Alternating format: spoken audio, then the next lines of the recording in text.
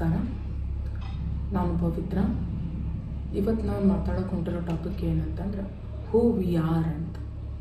Who we are ಅಂತಂದರೆ ಎಲ್ಲರಿಗೂ already ಗೊತ್ತಿರೋದೇ ಐತಂತ ಅನ್ಕೋಬೇಡ್ರಿ.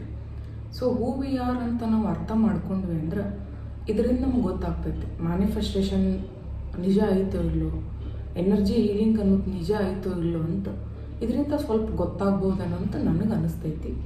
ಹಾಗಾಗಿ ನನಗೆ ಗೊತ್ತಿರೋದನ್ನು ಶೇರ್ ಮಾಡ್ಬೇಕಂಥೇಳಿ ಈ ವಿಡಿಯೋ ಮಾಡತ್ತೀನಿ. ಸೊ ಹೂ ವಿ ಆರ್ ಅಂತ ನೋಡೋಕ್ಕಿಂತ ಮೊದಲು ನಾವು ಹೂ ವಿ ಆರ್ ನಾಟ್ ಅಂತ ತಿಳ್ಕೊಳ್ಳೋಣ. ಮೊದಲು ಹೂ ವಿ ಆರ್ ನಾಟ್ ಅಂತಂದ್ರೆ V are not our body. ಇದು ದೇಹ ಏನೈತಲ್ರಿ, ಇದು ನಮ್ದಲ್ಲ. ಯಾಕಂದ್ರೆ ಫಾರ್ ಎಕ್ಸಾಂಪಲ್ ಇವಾಗ ನಾವು ಬಿಟ್ಟು ಹೋಗಾಗ ನಮ್ಮ ದೇಹನ ಇಲ್ಲೇ ಬಿಟ್ಟು ಹೋಗ್ತೀವಿ, ನಮ್ಮ ಆತ್ಮ ಅಷ್ಟೇ ಹೋಗ್ತೈತಿ, ದೇಹ ಇಲ್ಲೇ ಉಳಿತೈತಿ. ಆಮೇಲೆ ಈ ದೇಹದಾಗಿರೋ ಒಂದು ಕೆಲವೊಂದು ಪಾರ್ಟ್ಸ್ಗಳು ನಾವು ಡೊನೇಟು ಮಾಡ್ಬೋದು. ಸೊ ಅದು ನಮ್ದು ಆಗೋಕ್ಕೆ ಸಾಧ್ಯನೇ ಇಲ್ಲ. ನಾವು ಕಣ್ಣು, ಬ್ರೈನು, ಹಾರ್ಟು, ಇನ್ನೂ ಕೆಲವೊಂದು ಪಾರ್ಟ್ಸ್ಗಳನ್ನ ಡೊನೇಟ್ ಮಾಡ್ಬೋದು. ಹಾಗಾಗಿ ಈ ಬಾಡಿ ಏನೈತಿಲ್ಲ ಇದು ನಮ್ದಲ್ಲ. ಸೊ ಈ ಬಾಡಿ ನಮ್ದಲ್ಲ ಅಂದಮೇಲೆ V are not our mind. ಇದು ಬ್ರೈನ್ ಏನೈತಿಲ್ಲ ಇದನ್ನು ಕೂಡ ನಮ್ದಲ್ಲ, ಬಾಡಿ ನಮ್ದು ಅಲ್ಲ ಅಂದಮೇಲೆ. ಬಿಕಾಸ್ ನಮ್ಮ ಬಾಡಿ ಯಾವುದು ಸೆಂಟೆನ್ಸ್ ಮೈಂಡಿಗೆ ಕಳಿಸ್ತೈತಿ, ಮೈಂಡ್ ಅದಕ್ಕೆ ರೆಸ್ಪಾನ್ಸ್ ಮಾಡ್ತೈತಿ. ಸೊ ನಮ್ಮ ಬಾಡಿನೇ ಅಲ್ಲ ಅಂದಮೇಲೆ ನಮ್ಮ ಮೈಂಡ್ ಕೂಡ ನಮ್ದಲ್ಲ. ಆಮೇಲೆ ಇವಾಗ V are not hour name. ಇವಾಗ ನಮ್ಗೆ ಹೆಸರು ಇಟ್ಟಿದ್ದು ನಮ್ಮ ತಂದೆ ತಾಯಿ ನಾವು ಹುಟ್ಟೋಕ್ಕಿಂತ ಮೊದಲೇ ಥಿಂಕ್ ಮಾಡಿರ್ಬೋದು. ಆಮೇಲೆ ಇವಾಗಂತೂ ನೇಮ್ ಚೇಂಜ್ ಮಾಡ್ಕೊಳಕ್ಕೆ ಆಪ್ಷನ್ ಐತಿ, ಎಷ್ಟೋ ಜನ ನೇಮ್ ಚೇಂಜ್ ಮಾಡ್ಕೋತಾರೆ. ಸೊ ನಮ್ಮ ಹೆಸರು ಕೂಡ ನಮ್ದಲ್ಲ. And we are not our job also. ಯಾಕಂದರೆ ಈ ಜಾಬ್ ಐತಲ್ರಿ, ಇದು ನಮಗಷ್ಟೇ ಸಿಕ್ಕಿದ್ದಲ್ಲ, ನಮಗೇ ಅಂತ ಬರೆದಿದ್ದಲ್ಲ. ಇದನ್ನ ಯಾರು ಬೇಕಾದರೂ ತೊಗೋಬೋದು. And we are not hour character and personality. ಇದು ಕ್ಯಾರೆಕ್ಟರ್ ಮತ್ತು ಪರ್ಸ್ನಾಲಿಟಿ ಏನೈತಲ್ರಿ, ಇದು ಯಾವಾಗ ಬೇಕಾದರೂ ಚೇಂಜ್ ಆಗ್ಬೋದು. ಇದು ಹೆಂಗೆ ಬಂದಿರ್ತೈತೆ ಅಂದರೆ ಕ್ಯಾರೆಕ್ಟರ್, ಪರ್ಸ್ನಾಲಿಟಿ ನಾವು ಯಾವ ವಾತಾವರಣದಾಗ ಬೆಳೆದಿರ್ತೀವಿ, ಯಾರು ಸರೌಂಡಿಂಗ್ ಒಳಗೆ ಬೆಳೆದಿರ್ತೀವಿ, ಅದರಿಂದ ನಮ್ಮ ಕ್ಯಾರೆಕ್ಟರ್ ಮತ್ತು ಪರ್ಸ್ನಾಲಿಟಿ ಬಿಲ್ಡ್ ಆಗಿರ್ತೈತಿ. ಸೊ ಇದು ನಮ್ಮ ಕ್ಯಾರೆಕ್ಟರ್ ಬ್ಯಾಡ್ ಇತ್ತು ಅಂದರೆ ನಾವು ಅದನ್ನು ಯಾವಾಗ ಬೇಕಾದರೂ ಚೇಂಜ್ ಮಾಡ್ಕೊಳ್ಳೋ ಆಪ್ಷನ್ ನಮಗೈತಿ. ಸೊ ಹಂಗಾಗಿ ಕ್ಯಾರೆಕ್ಟರ್ ಮತ್ತು ಪರ್ಸ್ನಾಲಿಟಿ ಕೂಡ ನಮ್ದಲ್ಲ. ಸೊ ಇದು ಯಾವುದೂ ನಮ್ದಲ್ಲ ಅಂದಮೇಲೆ ಯಾವುದು ನಮ್ಮದು? ಇವಾಗ ನೆಕ್ಸ್ಟ್ ನಾವೇನು ತಿಳ್ಕೊಳ್ಳೋಣ, ಹೂ ವಿ ಆರ್ ಅಂತ.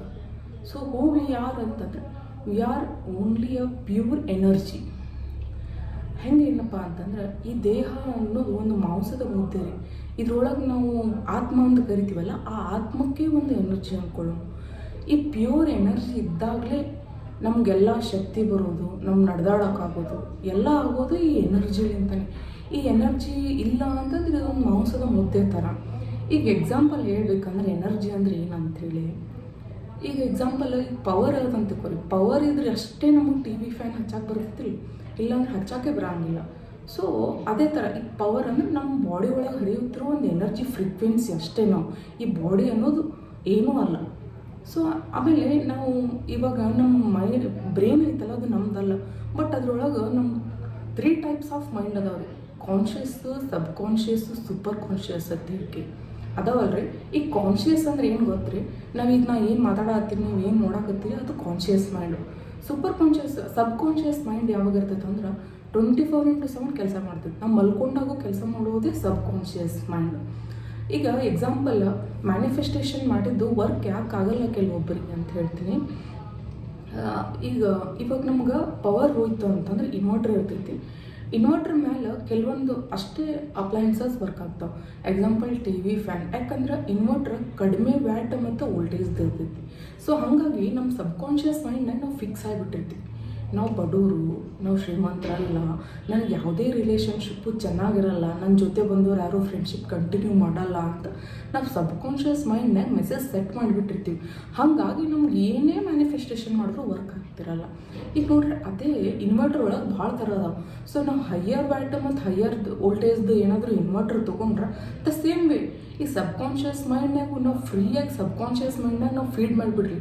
ನಾವು ಶ್ರೀಮಂತರು, ನಮಗೆಲ್ಲ ಬಂದು ಫ್ರೆಂಡ್ಸ್ ಎಲ್ಲ ಕೊನೆತನ ಇರ್ತಾರೆ, ನಮ್ಗೆ ಬಂದಿರೋ ಎಲ್ಲ ಸಂಬಂಧಗಳು ಕೊನೆತನ ಚೆನ್ನಾಗಿರ್ತಾವ ಅಂತ ಅಂದ್ಕೊಂಡ್ರೆ ಈಗ ಜಾಸ್ತಿ ವೋಲ್ಟೇಜ್ ಮತ್ತು ವ್ಯಾಟದ ಇನ್ವರ್ಟರ್ ಯೂಸ್ ಮಾಡೋಕತ್ರ ಅದ್ರ ಮೇಲೆ ನಾವು ಆಲ್ಮೋಸ್ಟ್ ಎಲ್ಲ ಅಪ್ಲಯನ್ಸಸ್ಸು ನಡ್ಸೋಕೆ ಬರ್ತೈತಿ.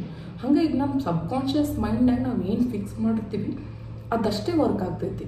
ಆಮೇಲೆ ರೀ ಈಗ ಎಲ್ಲ ಪ್ರತಿಯೊಂದು ಥಾಟು ಮ್ಯಾನಿಫೆಸ್ಟೇಷನ್ ಆಗ್ತದೆ ಅಂದ್ರೆ ಅದು ಸುಳ್ಳು ರೀ.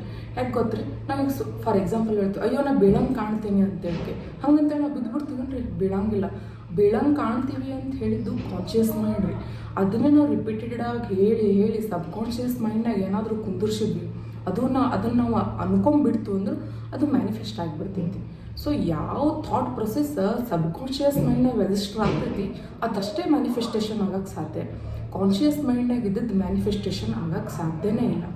ಸೊ ಮತ್ತು ನಾವು ಯಾರು ಅಂತಂದ್ರೆ we are pure energy and we are important for universe.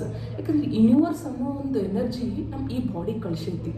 ಈಗ ಆಮೇಲೆ ಈ ಬ್ರಹ್ಮಾಂಡದಾಗಿರೋದು ಪ್ರತಿಯೊಂದು ಎನರ್ಜಿ ಫ್ರೀಕ್ವೆನ್ಸಿನೇ, ಕರೆಂಟ್ ಆಗಲಿ, ಸೂರ್ಯನ ಕಿರಣಗಳಾಗಲಿ, ನನ್ನ ದೇಹದಾಗಿರೋದು ಎಲ್ಲ ನಡೀತಿರೋದೇ ಒಂದು ಫ್ರೀಕ್ವೆನ್ಸಿ ಎನರ್ಜಿ ಮೇಲೆ. ಹಾಗಾಗಿ ನಾವು ಯಾವುದೇ ಏನೇ ಮ್ಯಾನಿಫೆಸ್ಟೇಷನ್ ಮಾಡಿದ್ರೂ ವರ್ಕ್ ಆಗ್ತೈತಿ. ಯಾಕಂದ್ರೆ ನಾವು ಯಾವುದೇ ಬಾಡಿ ಅಲ್ಲ, ನಾವು ಮಾಡಿರೋ ಕರ್ಮಗಳು ಅಲ್ಲ, ನಾವು ಏನಂದ್ರೆ ಒಂದು ಪ್ಯೂರೆಸ್ಟ್ ಸೌಲ್. ನಾವು ಏನು ಕೇಳಿದ್ರು ಬ್ರಹ್ಮಾಂಡ ನಮಗೆ ಕೊಟ್ಟೇ ಕೊಡ್ತೈತಿ. ಈ ಬ್ರಹ್ಮಾಂಡದ ಮೇಲೆ ನಮಗೆ ಪೂರ್ತಿ ಪರಮ ಹಕ್ಕೈತಿ, ನಾವು ಏನು ಕೇಳಿದ್ರು ಕೂಡ. ಬಟ್ ಏನು ಗೊತ್ತಾ, ನಮ್ಮ ಸಬ್ಕಾನ್ಷಿಯಸ್ ಮೈಂಡ್ನಾಗ ನಾವು ಏನಾದರೂ ಫೀಲ್ಡ್ ಮಾಡಿದ್ರೆ ಅದು ಮ್ಯಾನಿಫೆಸ್ಟೇಷನ್ ಮಾಡೋಕ್ಕೆ ಆಗೋದಿಲ್ಲ. ಫಾರ್ ಎಕ್ಸಾಂಪಲ್, ಒಬ್ಬೊಬ್ರು ಚೈಲ್ಡ್ಹುಡ್ನ್ಯಾಗ ಭಾಳ ಬ್ಯಾಡ್ ಡೇಸ್ ನೋಡಿದ್ರು ಅಂತ ತಿಳ್ಕೊರಿ. ಹೆಂಗಂದ್ರೆ ಅವ್ರು ಬಡತನದಾಗೆ ಇದ್ರು, ಅವ್ರಿಗೆ ಹಾಸ್ಪಿಟ್ಲಿಗೆ ಕತೆ ತೋರಿಸ್ಕೊಳಕ್ಕಾಗಲಿಲ್ಲ. ಆಮೇಲೆ ಅವ್ರ ಅಣ್ಣ ತಮ್ಮರು ಯಾರು ಸರಿ ಇರಲಿಲ್ಲ. ಆಮೇಲೆ ಅವ್ರಿಗೆ ಫ್ರೆಂಡ್ಶಿಪ್ ಯಾರ್ದು ಚಲೋ ಸಿಗಲಿಲ್ಲ ಅಂತಂದ್ರೆ ಅವ್ರ ಸಬ್ಕಾನ್ಷಿಯಸ್ ಮೈಂಡ್ನಾಗ ಫುಲ್ ಫಿಕ್ಸ್ ಆಗಿಬಿಟ್ಟಿರ್ತೈತಿ. ಸೊ ನಾನು ಶ್ರೀಮಂತ ಆಗಂಗಿಲ್ಲ, ನಂಗೆ ಸಿಕ್ಕೋರು ಅವರೆಲ್ಲರೂ ಹಿಂಗೆ ಸಿಗ್ತಾರ. ಆ ಸಬ್ಕಾನ್ಷಿಯಸ್ ಮೈಂಡ್ನಾಗ ಏನು ಫೀಲ್ಡ್ ಆಗಿರ್ತೈತಿ ರೀ, ಅದೇ ನಾವು ಈಗ ಬಾಯಿಲಿ ಹೇಳ್ತೀವಿ ನಾ ಶ್ರೀಮಂತ ಆಗ್ಬೇಕಂತ. ಬಟ್ ಸಬ್ಕಾನ್ಷಿಯಸ್ ಮೈಂಡ್ನಾಗ ಏನಾಗ್ತೈತಿ, ನೀ ಎಂದೂ ಆಗಂಗಿಲ್ಲ ತಗೋ, ನಿಂದು ಇಷ್ಟ ಜೀವನ ಅಂತೇಳಿ ಕುಂತು ಬಿಟ್ಟಿರ್ತೈತಿ. ಸೊ ನಾವು ಮೊದಲು ಸಬ್ಕಾನ್ಷಿಯಸ್ ಮೈಂಡ್ನ ಕ್ಲಿಯರ್ ಮಾಡಬೇಕು. ಅದ್ರೊಳಗಿರುವ ಬ್ಯಾಡ್ ಮೆಮರೀಸನ್ನ ನಾವು ರಿಮೂವ್ ಮಾಡಬೇಕು. ಆ ಬ್ಯಾಡ್ ಮೆಮರೀಸನ್ನ ಹೆಂಗೆ ರಿಮೂವ್ ಮಾಡ್ಬೇಕಂದ್ರೆ ಒಂದು ಮೆಡಿಟೇಷನ್ ಮಾಡೋ ಮುಖಾಂತರ, ಇಲ್ಲ ಥೆರಪಿ ತೊಗೊಳ್ಳೋ ಮುಖಾಂತರ, ಇಲ್ಲ ಎನರ್ಜಿ ಹೀಲಿಂಗ್ ಮಾಡ್ಕೊಳ್ಳೋ ಮುಖಾಂತರ ನಮಗಿರೋ ಬ್ಯಾಡ್ ಮೆಮರೀಸನ್ನ ಇರೇಸ್ ಮಾಡಬೇಕು.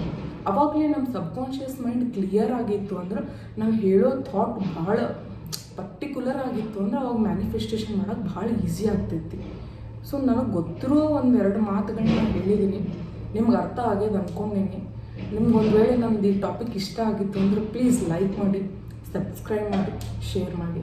Thank you so much.